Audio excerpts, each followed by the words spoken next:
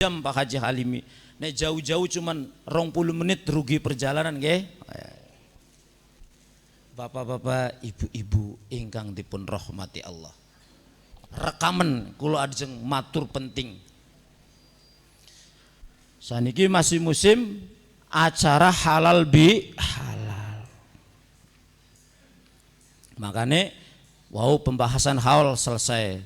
Karena suasananya halal bi halal, kula awali dengan ngaturake sedoyo kalepatan kaulo, mugi-mugi segala amal ibadah kulo dipun kita sedaya dipun tampi wonten ngersane Allah saha diampuni sedaya dosa-dosa nipun. Bapak-bapak, ibu-ibu ingkang dipun rahmati Allah. Sekarang itu yang namanya mubaligh itu banyak. Nggih napa mboten? Orang tidak pernah mondok, ujug-ujug bikin YouTube diviralkan, bikin gelar kiai, bikin gelar gus. Ada yang pakai rambutnya kayak dalang wayang, gondrong, pakai tongkat. Tapi apa ujung-ujungnya ketika sudah laris pasang tarif? Nggih napa nggih? Sekian puluh juta, sekian puluh juta. Ada lagi ustadzah begini-begini. Tarifnya menghadirkan pengajian puluhan juta. Nggih ta mboten? Sekolah cek, tidak perlu nyebutkan nama. Siapa yang pernah menghadirkan ustadz atau penceramah yang viral di YouTube, kemudian pasang tarifnya ada yang 25 juta, 41 juta. Nggih ta mboten? Nggih. Niki. Jadi kenapa yang ingin saya katakan, orang ngaji itu adalah baik, tujuannya adalah baik. Tapi banyak orang ingin ngaji tertipu oleh orang yang tidak bisa ngaji. Tadi Kiai Najib bisa ngotot, saya juga bisa ngotot. Nggih napa mboten? Orang ngaji itu adalah baik, tujuannya baik, tetapi banyak sekali orang ingin ngaji tertipu oleh orang yang tidak bisa ngaji. Apa maksudnya tertipu? Orang nggak pernah mondok sama sekali, tiba-tiba bikin video terus diviral-viralkan, membayar timnya. Setelah viral jadi mubaligh terkenal, kemudian pasang tarif. Buat hotelnya sekian, buat tim anunya sekian, buat patwalnya sekian. Ini orang yang tidak bisa ngaji tapi menipu orang yang mau ngaji. Gini apa mboten? Anehnya banyak loh yang ngundang. Nah, kok ngoten. Gini apa mboten? Ada yang dengan embel-embel gelar gus padahal bukan anaknya kiai. Ada yang gelar embel-embel kiai padahal tidak pernah mondok. Ada yang gelar ustadzah ini itu. Padahal nuwun sewu, ustadz-ustadz semacam itu nggak usah tinggi-tinggi, tadi disebutkan oleh daunya Kang Mas saya, orang pertama ngaji di tengah masyarakat Sulamun. Nggak usah Fathul Wahab, nggak usah Fathul Mu'in.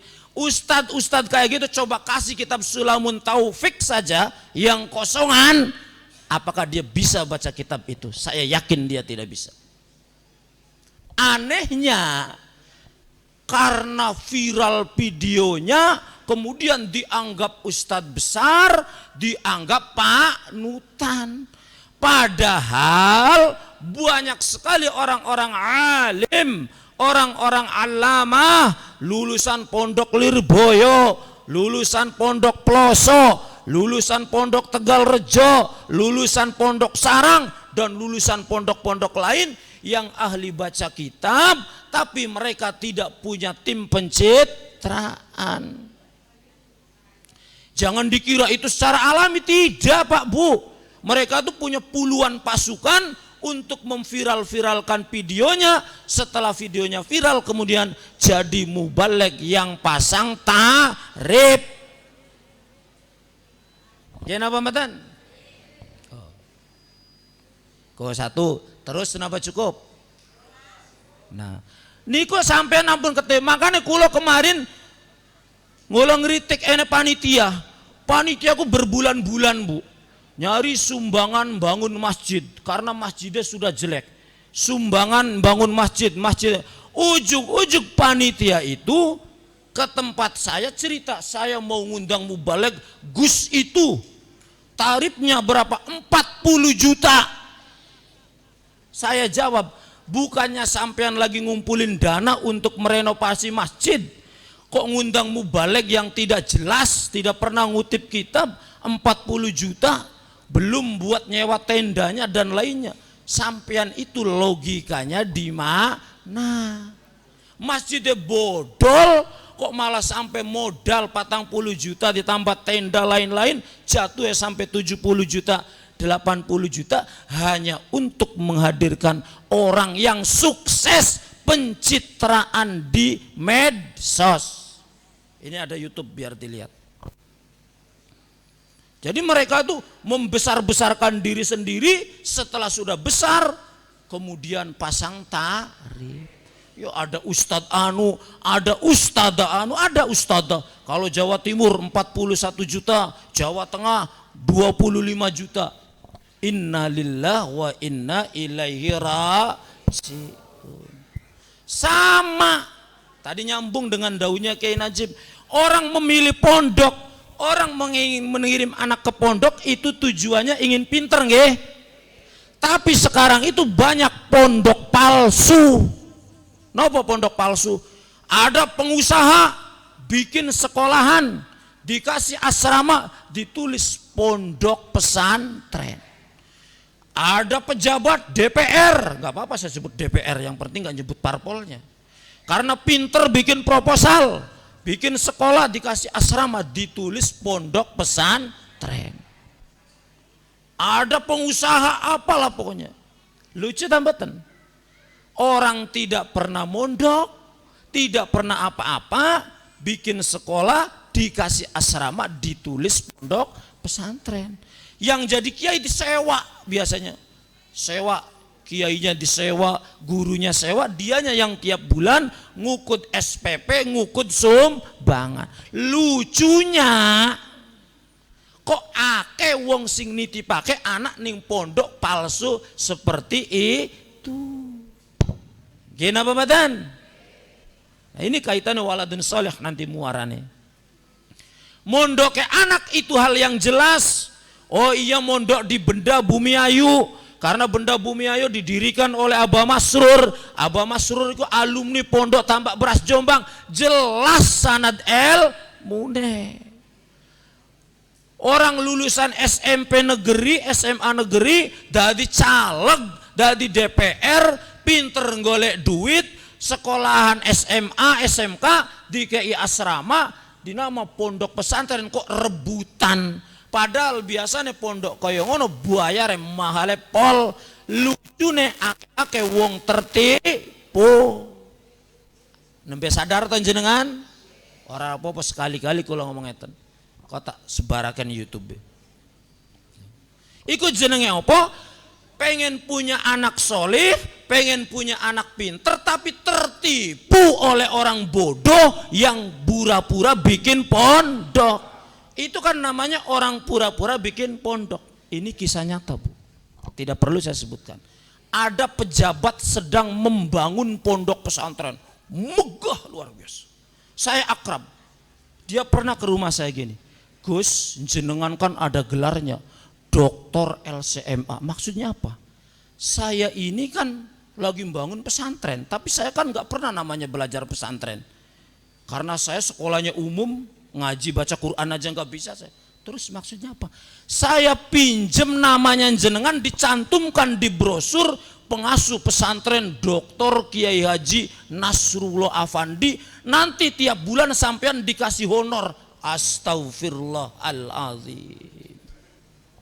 Ini kisah nyata. Bangunan pesantrennya mewah, baru separuh. Jadi sampai gitu, apa katanya? Loh seperti pondok itu kan ada pondok mewah itu di Jawa Tengah.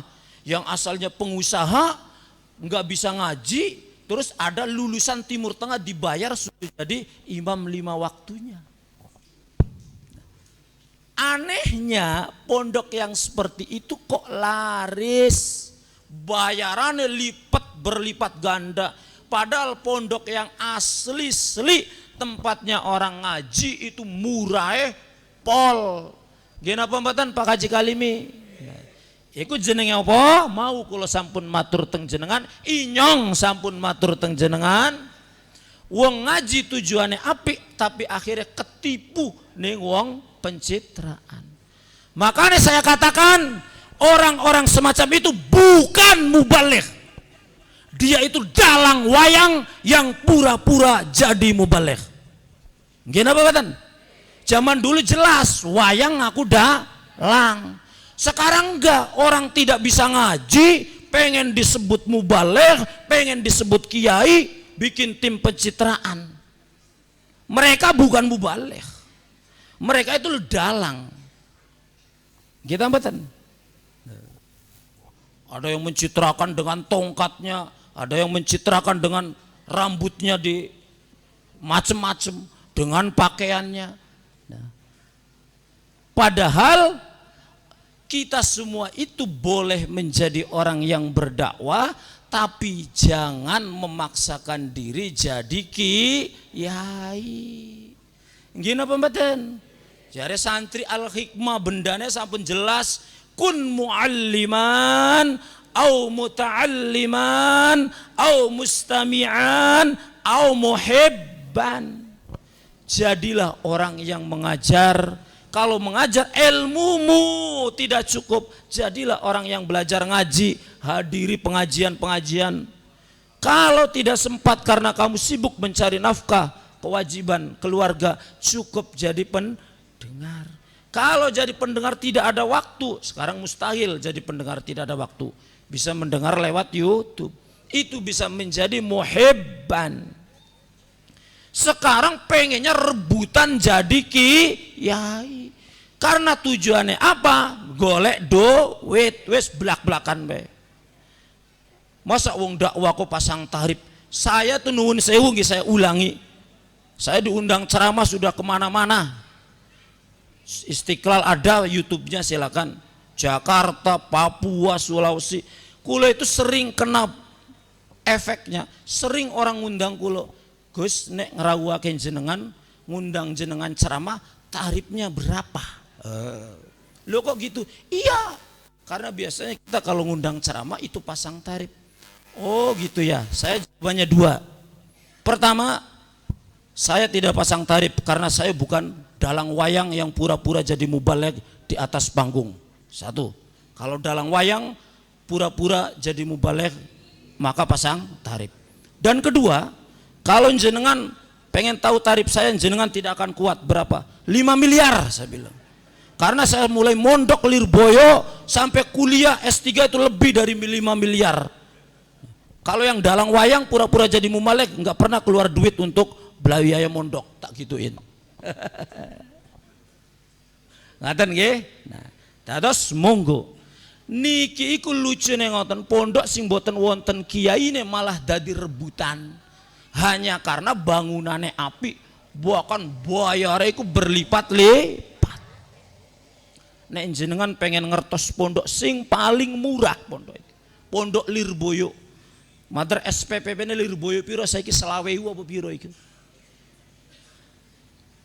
Nek pondok modern paling murah ku pondok Balai Kambang Jeporo, jenengan ninggal. Melebetok teng YouTube gade merespa kula mertua kula. Pondok-pondok nyar mawon daerah Jepara, Kudus itu paling murah itu santri baru itu bayarnya 8 juta. Balai Kambang pondok yang segitu gede mewahnya santrinya ribuan itu tidak sampai 3 juta. Tidak sampai 3 juta pun itu masih dapat seragam 3 setel, SPP 1 bulan. Jadi uang pendaftarannya cuma sekitar 500.000. Sedangkan pondok-pondok yang baru berdiri sampai 14 juta, 15 juta. Ngaten nggih? Nah, monggo. Wow, sampun nyambung kali dawe Kang Mas kula, kita niku dados tiang ingkang bertujuan mendidik anak menjadi orang soleh. Ngaten nggih? Nah, Saking arah menika monggo kita sedaya satu hal pertama, agar ngaji tidak tertipu oleh yang pura-pura ngaji, maka carilah ustadz atau guru ngaji yang jelas latar belakangnya lulusan pondok, bukan hanya orang yang viral di medsos. Dan yang kedua, jika mau memondokkan anaknya di pondok, jangan hanya karena melihat bangunan pondoknya mewah. Kalau pengen bangunan pondok paling mewah itu Az-Zaitun, tapi jenengan semua sudah mengerti apa yang terjadi di sana. Walaupun bangunan sederhana, tapi kiainya, para gurunya jelas latar belakang pendidikannya, maka itulah sudah semestinya pesantren yang kita pilih untuk memasukkan putra putri kita. Cukup samanten, kulo biasanya mboten nate ki ngotot-ngotot ki, terpengaruh oleh Kang Mas kulo ngotot-ngotot. Deloken video kulo ke YouTube ora ini sing ngotot-ngotot. Nah iku menandakan wong iku tergantung koncone. Aku orang biasa ngaku-ngaku laris mboten, tapi Kang Mas kulo ngaku-ngaku laris ya kulo terpengaruh akhirnya. Kulo apa meneh enggak pernah blas ngaku-ngaku ganteng ya, ancen kulo ora pati ganteng. Tapi karena Kang Mas kulo teh tak sombongi sedhik lah ngono. Cekap samanten, matur kawula, mugi-mugi kita sedaya saged bisa melahirkan putra-putri, putu-putu kula sedaya, kita sedaya dados tiang ingkang solih, solihah, tiang ingkang bermanfaat dumateng agama, bangsa dan negara, khususnya birrul walidain yang akan menjadi cahaya penerang alam kubur kita besok ketika kita sudah meninggal. Amin Allahumma amin. Cekap samanten matur kawula, akhirul kalam, wallahul muwafiq ila aqwamit thoriq. Wassalamualaikum warahmatullahi wabarakatuh.